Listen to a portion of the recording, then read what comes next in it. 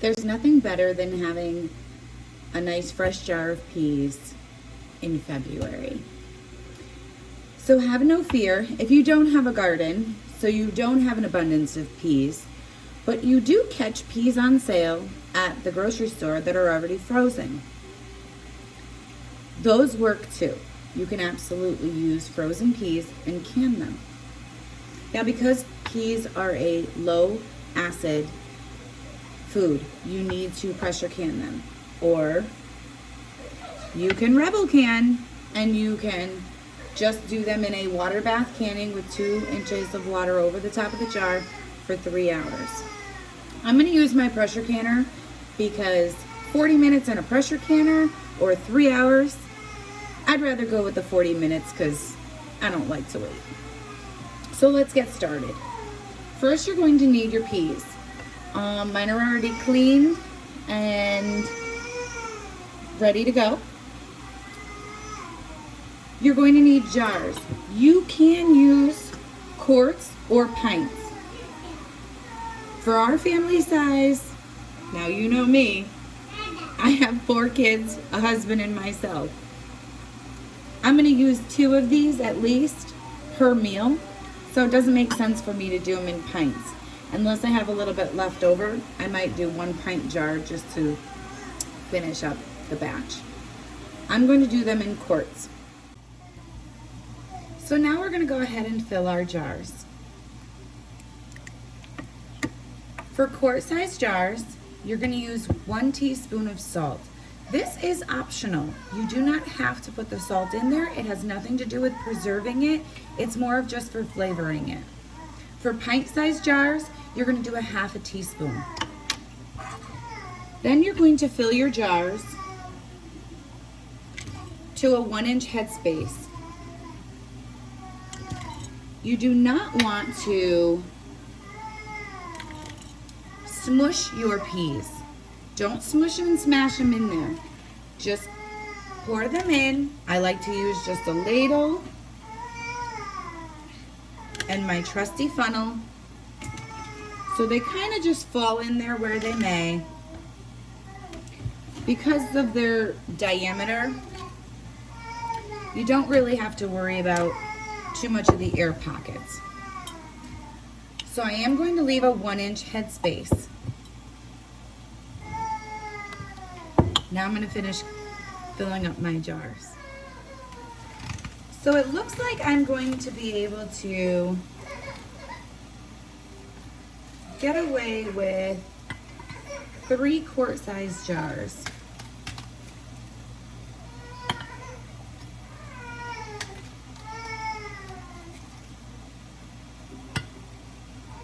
While I'm filling my jars, I have some plain water boiling because we are going to top these off with water.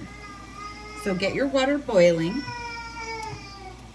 and fill your jars to a 1-inch headspace.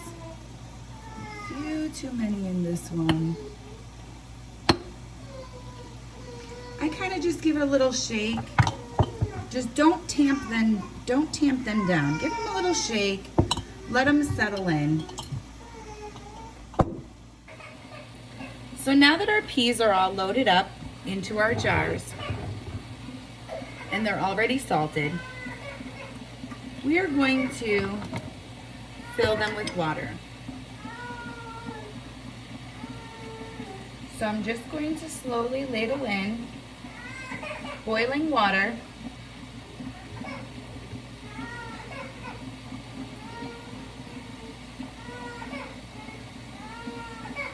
into my jars.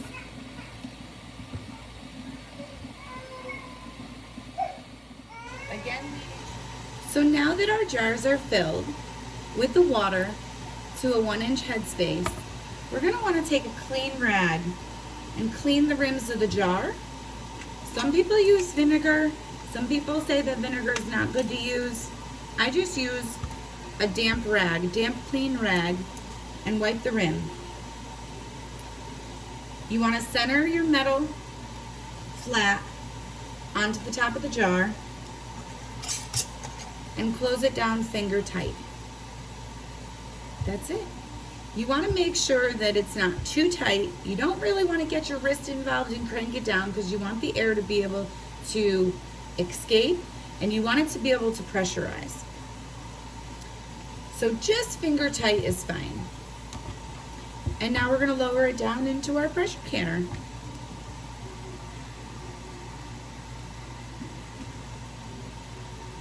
And that's it.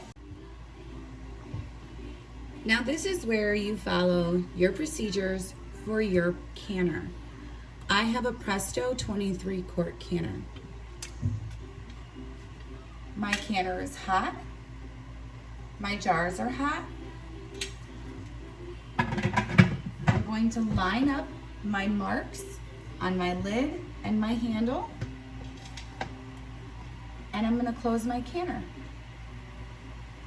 That's it for now. It's that simple. So we're going to keep the heat on high until we start getting some steady steam out of our vent valve. So now that we have a steady stream of steam coming out of the canner, it is hard to see on the camera, and I do apologize for that.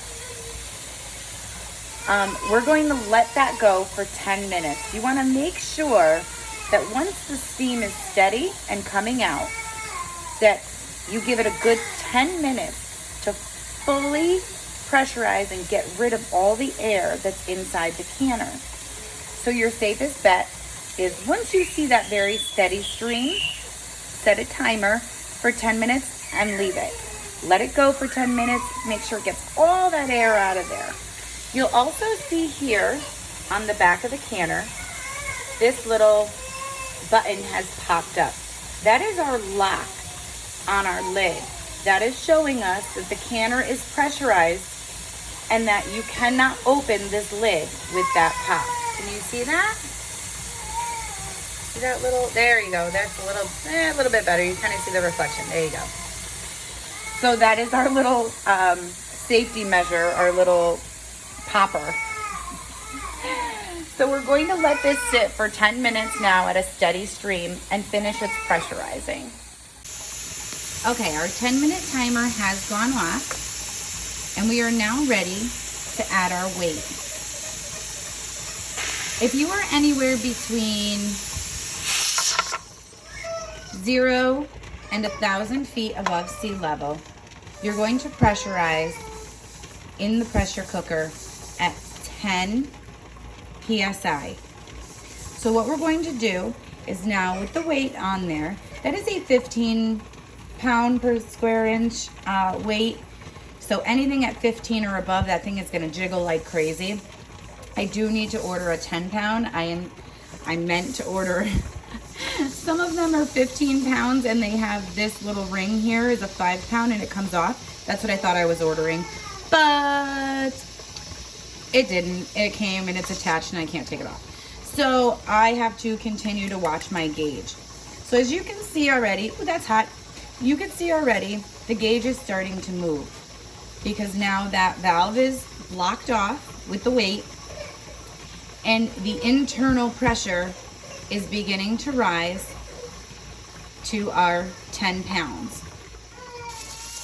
Okay, so as you can see, we're up to about 8.5, 9 pounds of pressure. So we're gonna go ahead and we're gonna turn down our heat. And this depends on your stove. So I can't tell you exactly where you're going to turn down your heat to, but it's most likely to a medium, low, or low, because you want that to slowly continue up to 10 pounds, and then you want it to stay at 10 pounds. Okay, so we are holding steady at 10 pounds, and what we're going to do is we're going to start our timer for 40 minutes. Processing of vegetables, peas, corn, those are called for 40 minutes at 10 PSI.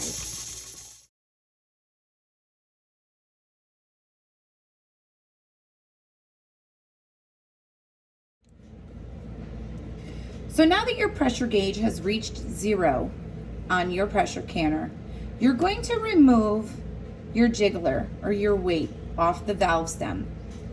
Leave the canner for another 10 minutes or so to really allow acclimation to a change. You don't want to have any abrupt temperature changes. So you're gonna leave that for about 10 minutes. After your 10 minutes, remove your lid. You can then let it sit for another 5 to 10 minutes if you'd like. You don't have to. Once you remove your lid, you then take your canner grabbers and remove your jars from your canner and place them on a surface that is not super heat sensitive. I like a wooden cutting board. I don't like to put them on the counter because it's a little cold. You don't want any drastic temperature change because just like all glass, any severe hot to cold or cold to extreme heat, it will burst your jars. So you could put a towel down on your counter if you don't have a big enough cutting board. I like to do it on a cutting board and just place them onto your cutting board and let them sit. You can cover them with a towel for a while if you want to allow them to cool, and then remove your towel in a couple hours just to do a nice slow progression to room temp. And then you're all set to go. Leave them for about 12 to 24 hours before you start to take your rings off. You want them to be completely cooled, absolutely completely cooled throughout before you remove your rings. So once you are at your 24-hour mark or your 12-hour mark, it's fine, and your jars are completely cool to the touch, remove your rings. Okay, these just came out, so I'm not even going to touch them, they're hot. Remove your rings, and if you can grab your jars by the metal lid that still remains on there, the sealing lid, and lift them, you have made yourself an excellent seal, and you are shelf sustainable. You are good to go. If for whatever reason that does pop off, it could be some siphoning. Some of the liquid from inside may have seeped out, got in between the seal, maybe a little food particle or something. It happens from time to time, not really too often.